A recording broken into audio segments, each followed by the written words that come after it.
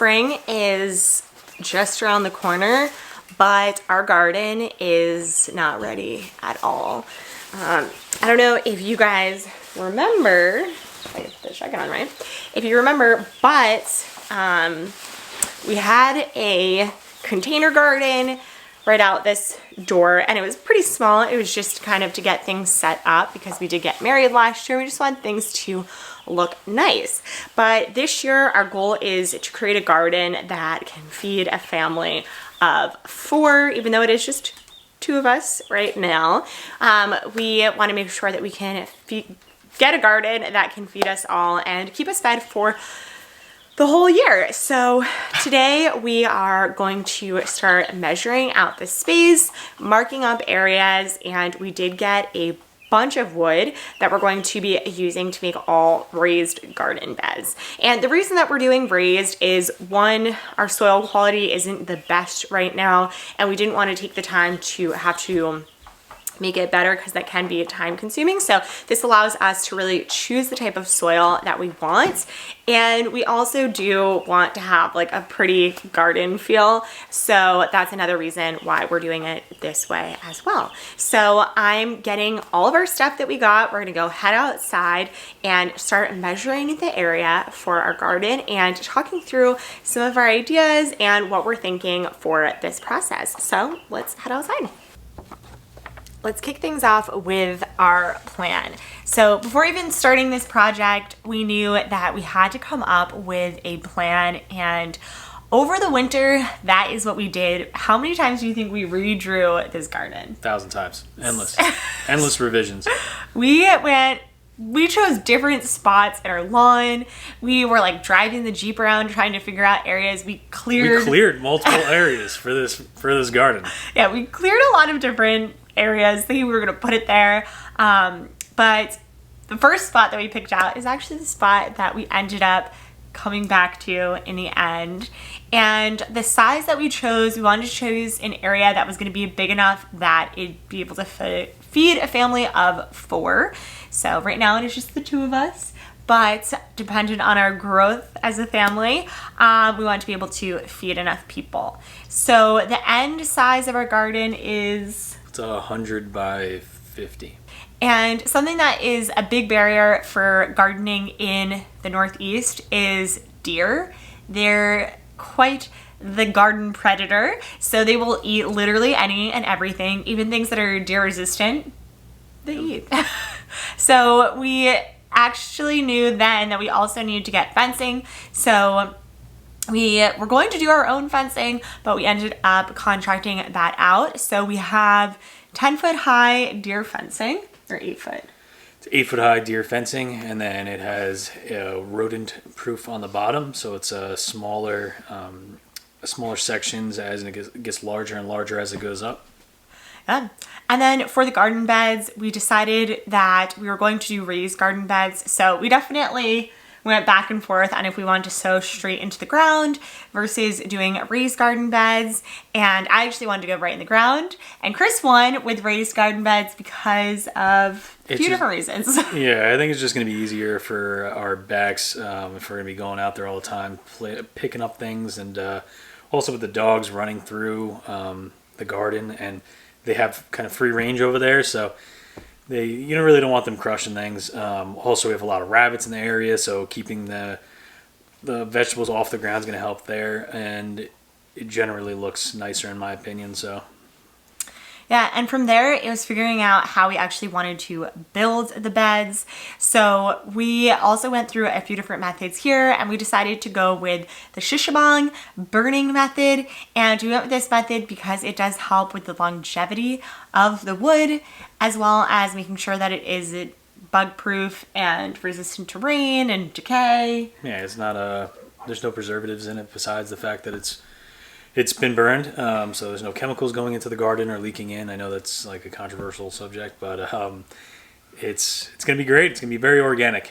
Yeah, so we're going to go ahead, show you the journey from the point where we picked out the plot of land all the way until the end. And this is going to be a 2-part series. So today you're getting the first part, but stay tuned because we are having part 2 of when we actually are going to finish our garden.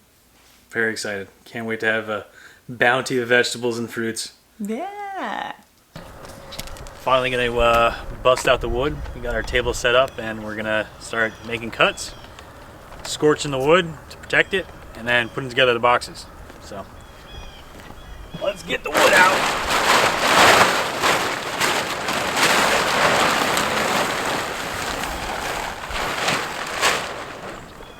That's a lot of wood.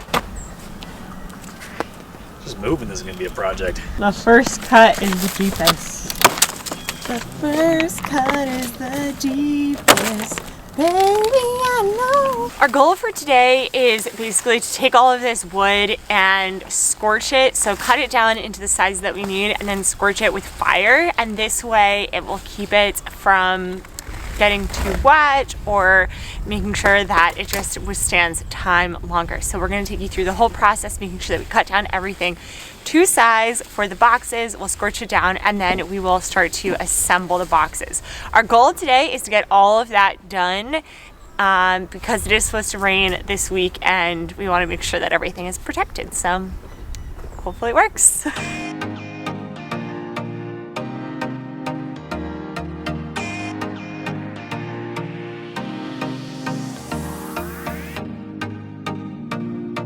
Smarter, not harder. What are we doing over here?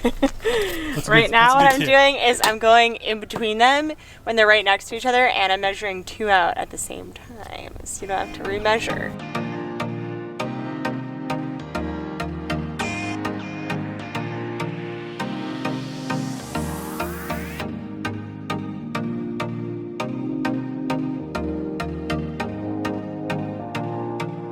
Once all of the cuts are made, now we can start burning them. So you can see we have all of our cuts made and we're gonna start with the torching. So be careful because you're gonna use fire. And I can link down the torch that we have below. You'll just hook it up to a propane tank and you're just going to scorch the top of the wood. You wanna make sure that you're getting everything nice and even. You also might want to go a little bit deeper depending on the look that you're looking for. But once you have this, you can let it cool down, flip over, make sure to get every single side of the wood, and then we can start to construct.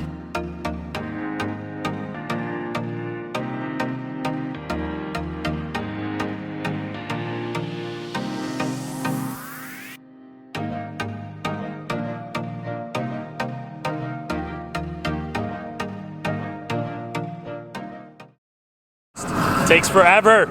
So long. But it looks good. Nice and easy.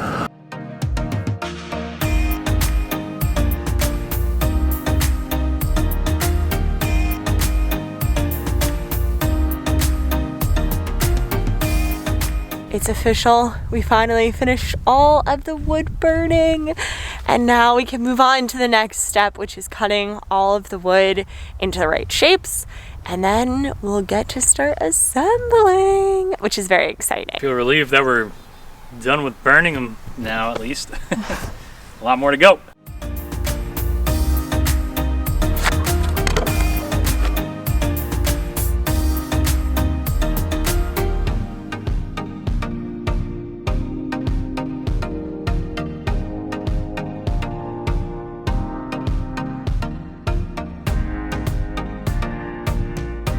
Very last cut. It's the final.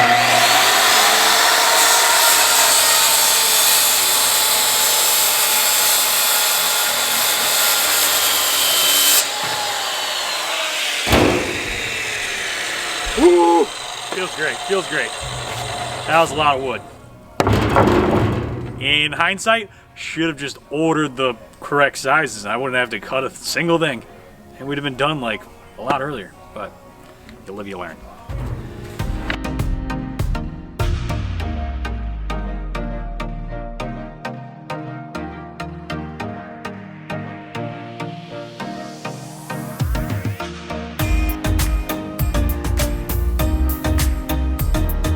Carried all the wood from over there to here. A lot harder than imagined. These are really heavy pieces of wood, but now we're going to assemble the beds.